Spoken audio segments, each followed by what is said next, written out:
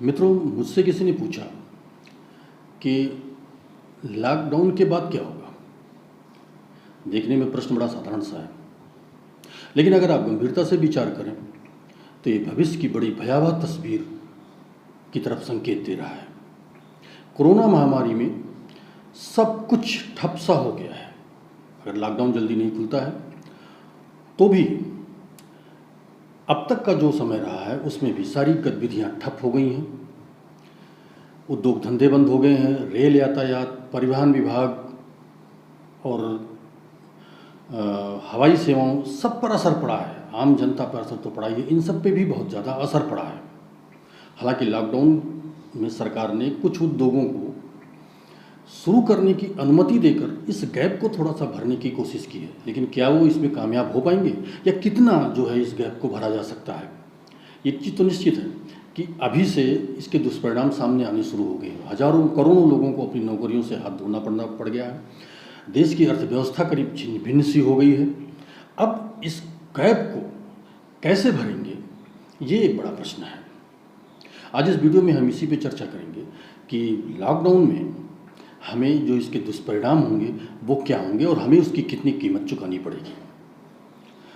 तो नमस्कार मित्रों, बेलागबानी में आपका स्वागत है। मैं सुशील त्रिपाठी। तो सबसे पहले इस चैनल को सब्सक्राइब कीजिए और उसके बाद बेल आइकन जरूर दबाइए, जिससे जो भी वीडियो मैं इसमें डालूं उसका नोटिफिकेशन आपको मिल जाए। तो इस वीडियो में आज हम लॉकडाउन से भविष्य में जो दुष्परिणाम सामने आएंगे उस पर चर्चा करेंगे। तो आइए चलें।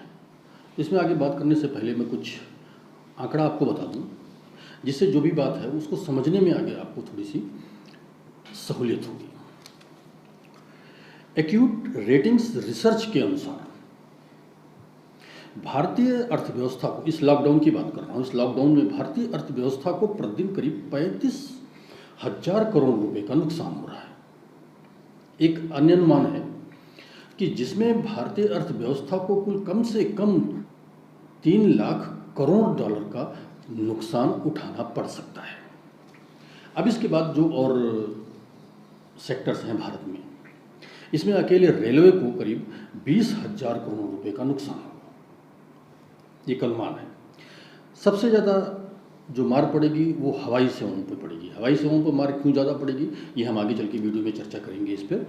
तो सबसे ज़्यादा मार हवाई सेवाओं पर पड़ेगी और अनुमान है कि हवाई सेवाओं को करीब 3.5 अरब डॉलर का नुकसान उठाना पड़ सकता है। अब एक और भयावह तस्वीर जो भारत की है, जो सबसे ज़रूरी तस्वीर है, हम उसकी चर्चा कर लें, और वो है नौकरियों की।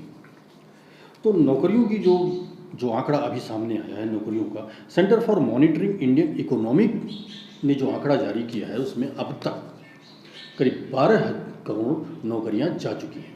भारत में सभी सेक्टरों में मिला के जो उसका आंकड़ा है, करीब 40 से 42 करोड़ लोग नौकरी करते हैं, जिसमें से 12 करोड़ लोग अपनी नौकरी गंवा चुके हैं। इसमें सभी लोग शामिल हैं, मजदूर वर्ग से लेकर जो भी नौकरी कर रहे होंगे वो सारे लोग इसमें शामिल हैं।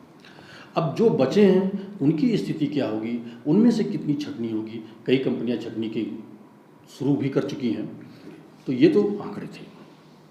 अब अगर खाली हम रेलवे की बात करें, रेलवे बोर्ड के एक अधिकारी ने बताया, उन्होंने अनुमान लगाया है कि भविष्य में इस संकट से निपटने के लिए रेलवे को कड़े कदम उठाने पड़ सकते हैं। अब कड़े कदम क्या होंगे?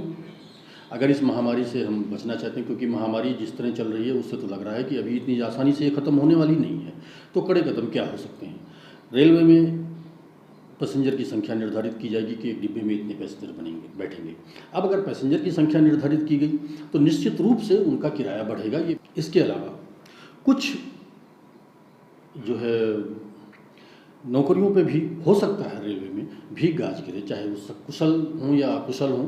अब पहले मैंने बताया था कि सबसे ज़्यादा जो मार पड़ रही है वो पड़ रही है एविएशन सेक्टर में, यानी हवाई सेवाओं में।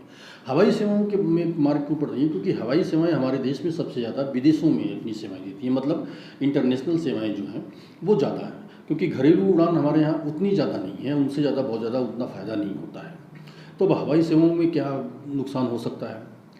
अगर मान लीजिए लॉकडाउन खुल भी जाए तो भी हवाई सेवाएं जो इंटरनेशनल सेवाएं हैं वो इतनी जल्दी शुरू नहीं हो पाएंगी, और अगर हो भी जाए तो भी लोग थोड़ी यात्रा करने से अभी कुछ दिन कुछ दिन क्या हो सकता है लंबा समय बीत जाए, इससे कतराएंगे। तो ये नुकसान तो इन्हें झेलना पड़ेगा। तो हवाई सेवाएं अब इससे निपटने के लिए क्या करेंगे, निश्चित रूप से वो अपने यहाँ नौकरियों में कटौती करेंगे। अब नौकरियों में कटौती तो शुरू हो गया है। ब्रिटिश एयरवेज ने करीब 12,000 लोगों को निकालने की सिफारिश कर दी है। इसी तरह जो सरकारी कंपनियां हैं वो भी अपने यहाँ विचार कर रही हैं नौकरियां कम करने पे, तो निश्चित रूप से नौकरियां जाएंगी। इसके अलावा एक और विकल्प जो सामने आ रहा है वो ये है कि मान लीजिए कि जो जिनसे काम चल सकता है, जिसे सरकार ने कहा कि 33% लोगों से काम कराइए, तो निश्चित रूप से उद्योग फुल फ्लेज नहीं चल पाएंगे, उद्योग पूरी क्षमता से नहीं कर पाएंगे, क्योंकि मान लीजिए अगर किसी के यहाँ 10 मशीनें हैं और वो 33% से ही काम करा रहा है अपने यहाँ, तो ज़्यादा से ज़्यादा 3 मशीनें चलेंगी और बाकी 7 बंद रहेंगी। तो यानी 7 में जो मजदूर लगते थे या जो कामगार लगते थे उनको अपनी नौकरी से हाथ धोना पड़ेगा। इसके बाद इस समस्या से निपटने के लिए कंपनियाँ एक कदम और उठा सकती हैं। वो क्या, वो वेतन में कटौती कर सकती हैं, 50% वेतन। अब आपको ये सुकून हो सकता है, ये तो झेलना ही पड़ेगा, आपको ये सुकून हो सकता है कि वेतन में कटौती से चलो कम से कम हमारी नौकरी तो बची है, वेतन भले कम मिल रहा है, आज नहीं तो कल हो सकता है स्थिति सुधर जाए, तो इसको लेके आप सुकून कर सकते हैं। लेकिन जिनकी नौकरियां गई हैं उन्हें हो सकता है एक लंबा इंतजार करना पड़े नौकरी मिलने के लिए। इसके अलावा एक और चीज़ है, नई नौकरियों का सृजन हो सकता है ना के बराबर हो, क्योंकि इसका जो सबसे बड़ा फंडा वो ये है कि अगर कोई नए लोगों को रिक्रूट करती है तो वो उन्हें प्रशिक्षण देगी, उन्हें ट्रेनिंग देगी, उन्हें कम से कम 5 महीने 6 महीने का वक्त लगेगा, और उसके बाद फिर वो थोड़ा सा उनका अनुभव बढ़ेगा, उसमें भी कुछ समय लगेगा, उसके बाद वो काम के लिए तैयार होंगे। तो ये रिस्क कोई भी कंपनी नहीं उठाएगी। तो एक चीज़ तो तय है कि जो उनके यहाँ कुशल लोग हैं, जो उनके यहाँ काम कर रहे हैं, चाहे वो 33% ही हों, उनको उनकी नौकरी पर कोई आँच नहीं आनी है, क्योंकि नए जॉब का रिस्क कंपनियाँ उठाने से बचेंगी। तो एक चीज़ तो ये हो गया कि कम से कम जो है जो लोग बचे रहेंगे उनकी नौकरी बची रहेगी। ये हो सकता है कि उनकी सैलरी, हालांकि कुछ सेक्टर में सैलरी कम करने की तैयारी शुरू कर दी है और कुछ ने तो शुरू ही कर दिया है, वो सैलरी काटनी उन्होंने शुरू कर दी है।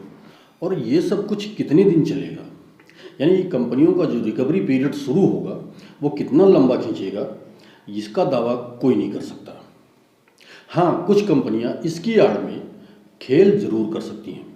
कुल मिला के नुकसान जो होगा या जो सबसे बड़ी मार इस महामारी की झेलनी पड़ेगी वो सामान्य आदमी को ही झेलनी पड़ेगी।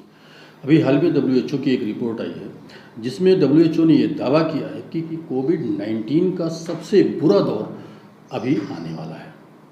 यानी हम जिस दौर से गुजर रहे हैं उसमें ही हमने इतना नुकसान उठा लिया है, अब सबसे बुरा दौर अभी आएगा।